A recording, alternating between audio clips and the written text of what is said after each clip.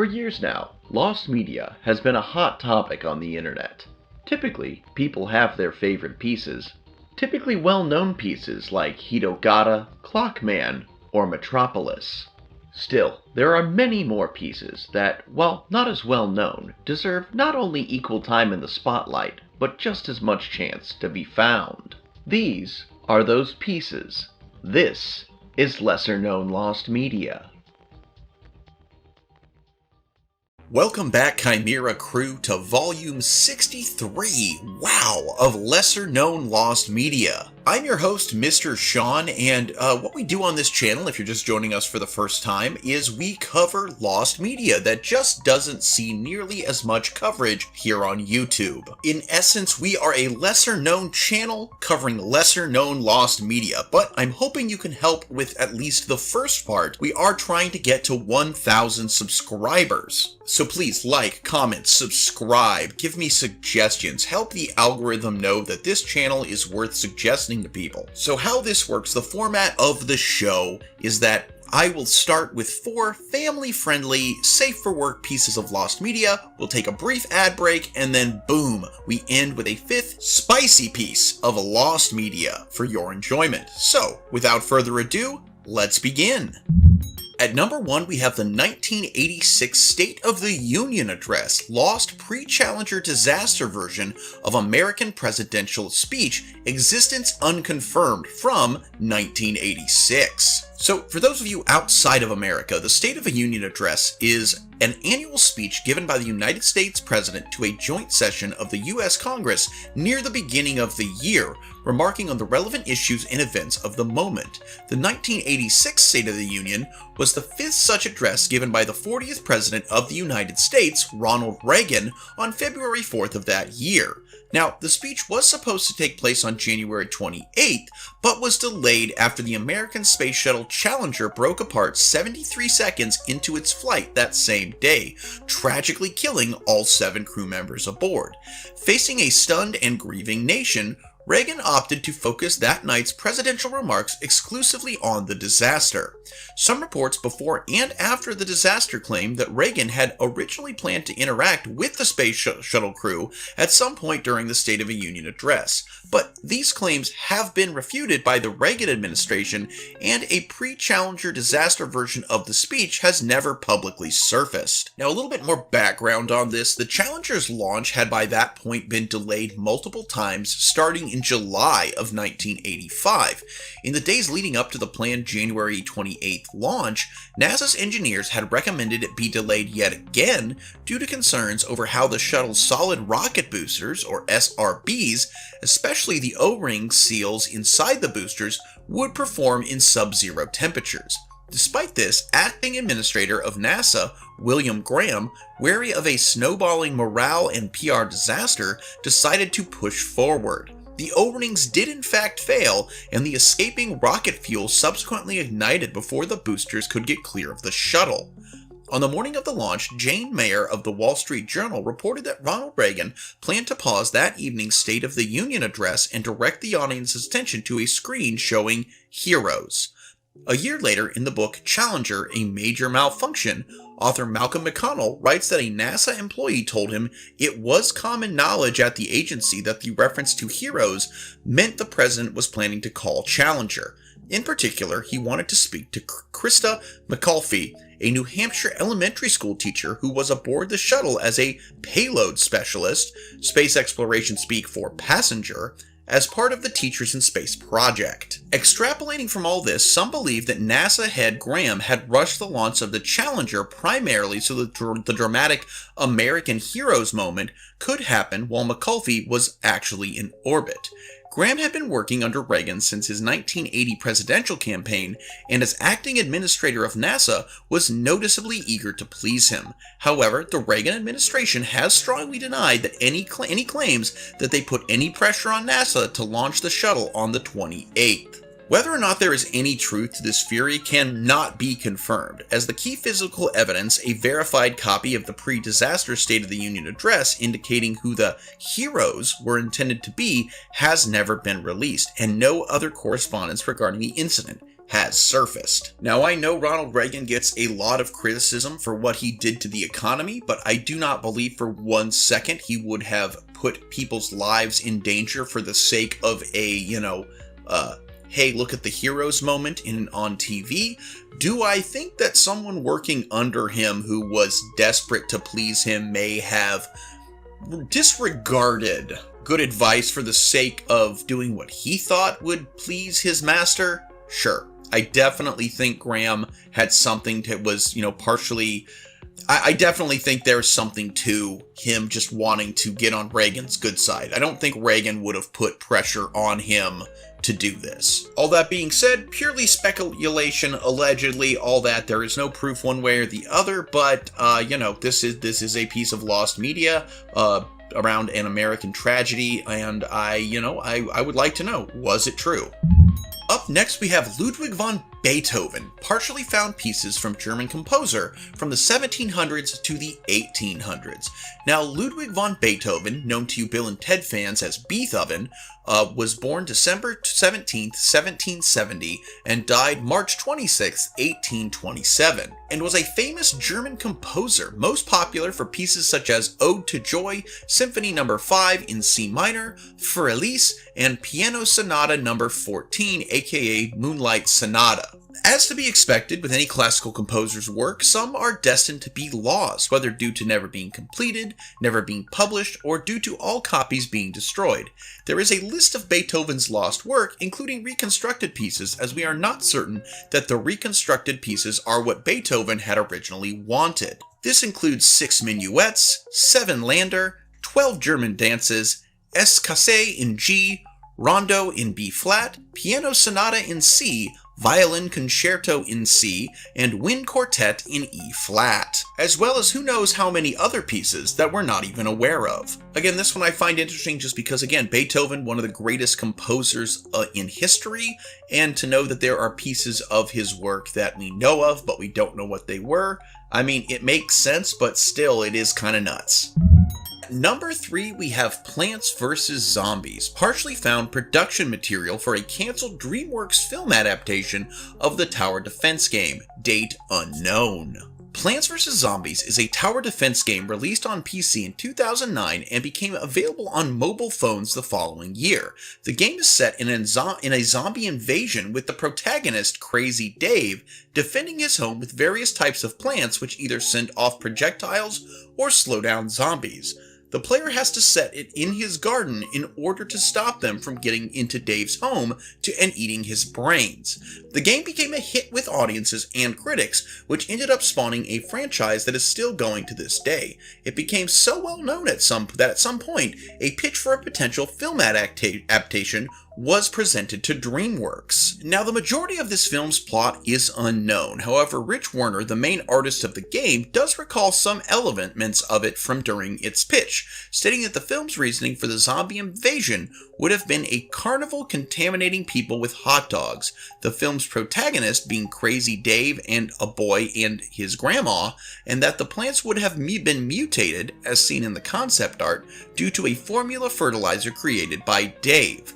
Now, ultimately this pitch never became a film, with DreamWorks deciding to pass on the idea for unknown reasons. While concept art from the pitch has been made available, the same can't be said for the script that was presented, which remains lost outside of some plot details previously mentioned, which were provided by Rich through a short interview conducted by the Hispanic YouTuber Crazy Dave L. While I have not played the original Plants vs. Zombies or the mobile games, I am a huge fan of the Garden Warfare series and the Battle for Neighborville, which are hugely some of my favorite games.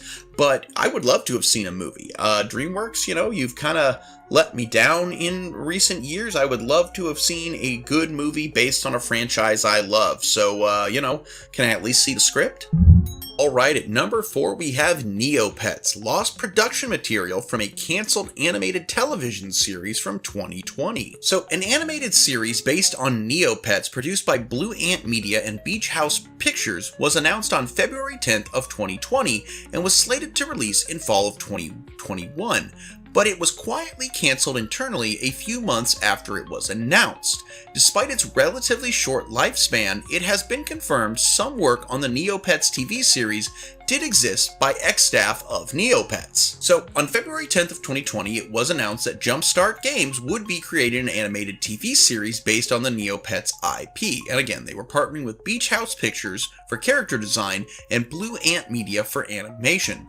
Donovan Chan of Beach House Pictures would serve as creative director for the project, and aside from these general production details, no information about the series' contents itself was shared at the time. On June 16th of 2020, the Licensing Week virtual event by the Global Licensing Group would be hosted, featuring Jim Schulzwitz representing Jumpstart Games, who owned Neopets at the time.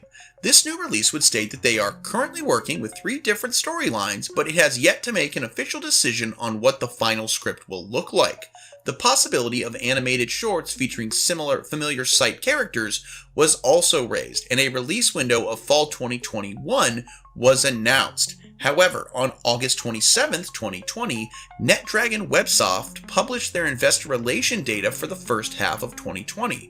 The webcast for the event would briefly touch upon Neopets TV series, saying, "In fact, we've been applying our successful experience in IP operations into the Neopets IP, and the Neopets TV series could deliver our content to the IP users in the best way, which would keep them staying active in the IP." Now, a slide would accompany the discussion about Neopets' impact on NetDragon and would be placed on an XY axis chart dubbed Neopets TV. It was considered by NetDragon to be aimed at a younger age demographic that requires less time investment. Shortly after leaving Jumpstart Games on November 13th of 2021, Max Van Doorn, username DoomTunes on Discord, would state that he had seen concept art for the Neopets TV show and had given feedback on it on the r/Neopets Discord server. Van Doorn had also designed the promotional image that accompanied the original announcement press release of the Neopets TV show. So this all sounds good, right? Well, where did it go? Well, any officially sanctioned discussion and news about the upcoming TV series would die down after the NetDragon Websoft 2020 first half IR webcast, with no news surfacing and the release deadline of fall 2021 passing by with no news. On June 1st of 2023, the Neopets YouTube channel would upload the 5th episode of the Nosy Neopians podcast series, where the staff members nicknamed Ivy and Willow would interview the brand manager at the time, nicknamed Tally.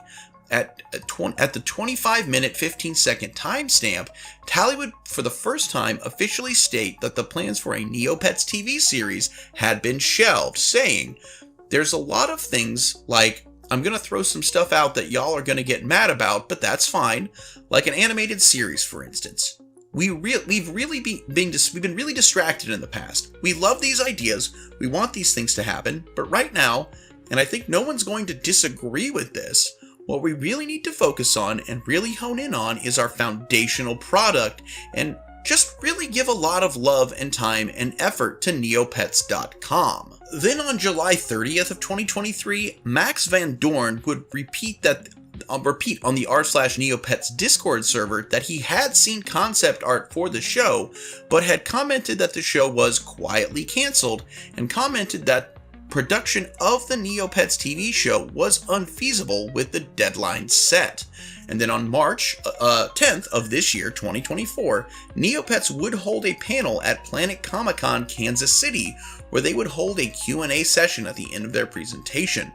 One of the questions asked at the panel was about the fate of the Neopets TV show, where they had stated that the primary reason for the show's cancellation was due to reduced spending from an investing partner due to the emerging COVID-19 pandemic at the time.